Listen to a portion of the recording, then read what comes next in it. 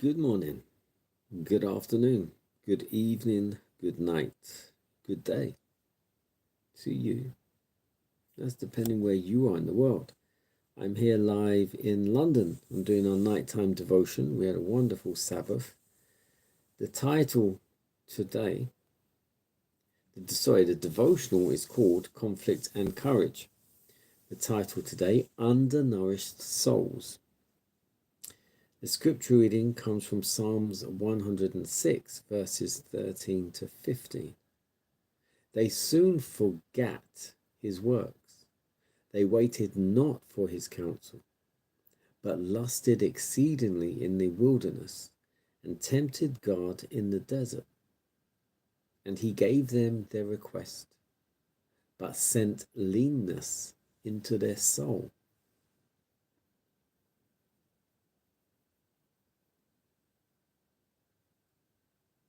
Whenever their appetite was restricted, the Israelites were dissatisfied and murmured and complained against Moses and Aaron and against God. God gave the people that which was not for their highest good because they persisted in desiring it. They would not be satisfied with those things that would prove a benefit to them. Their rebellious desires were gratified, but they were left to suffer the result. They feasted without restraint, and their excess was speedily punished. Large numbers were cut down by burning fevers, while the most guilty among them were smitten as soon as they tasted the food for which they had lusted. God might as easily have provided them with flesh as with manna, but a restriction was placed upon them for their good. It was his purpose to supply them with food better suited to their wants than the feverish diet to which many had become accustomed in Egypt.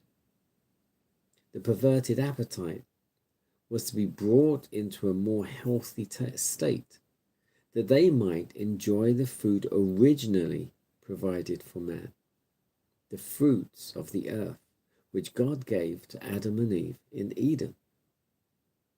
It was for this reason that the Israelites had been deprived, in a great measure, of animal food.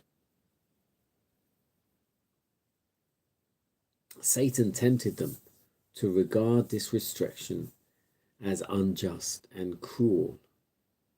He caused them to lust after forbidden things because he saw that the unrestrained indulgence of appetite would tend to produce sensuality, and by this means the people could be more easily brought under his control. The author of disease and misery will assail men when he can have the greatest success. Through temptations addressed to the appetite, he has, to a large extent, led men into sin from the time when he induced Eve to eat of the forbidden fruit.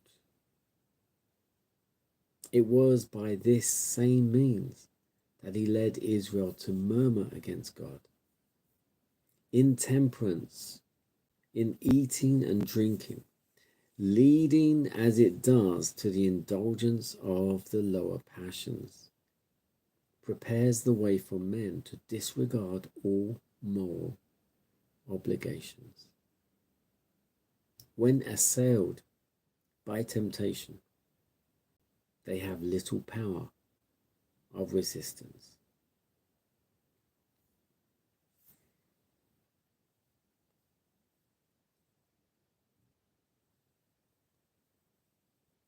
Undernourished souls. So this is focusing on temptation, discipline, and appetite. They get tempted. They forget the great things God has done for them. Their minds are fixed on the things they've had to walk away from Egypt, the food and the comforts and luxuries they perceived to be in Egypt. And then with their appetite, it says here, it leads to intemperance, which then opens the gates for the lower indulgences, the lower passions, and disregard moral obligations.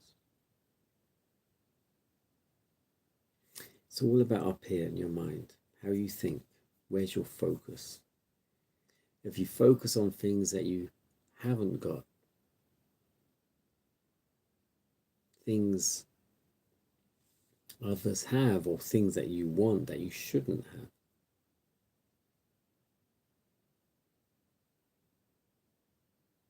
how can you ever be content with what you have?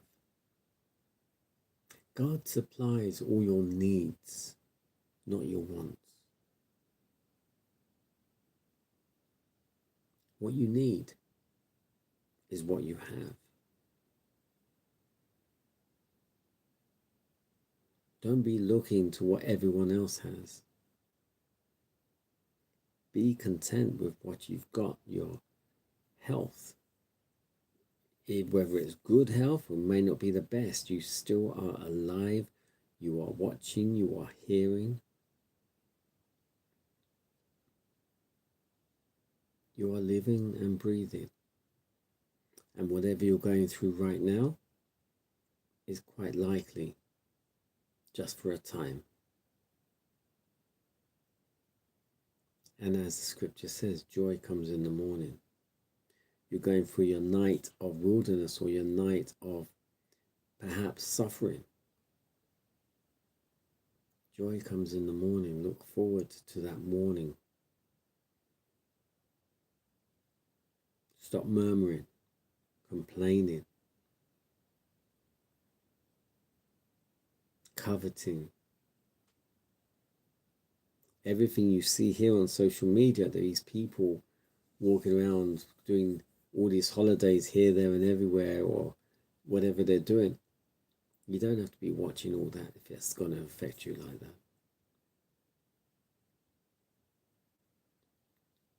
Control what you look at, what you watch, what you eat.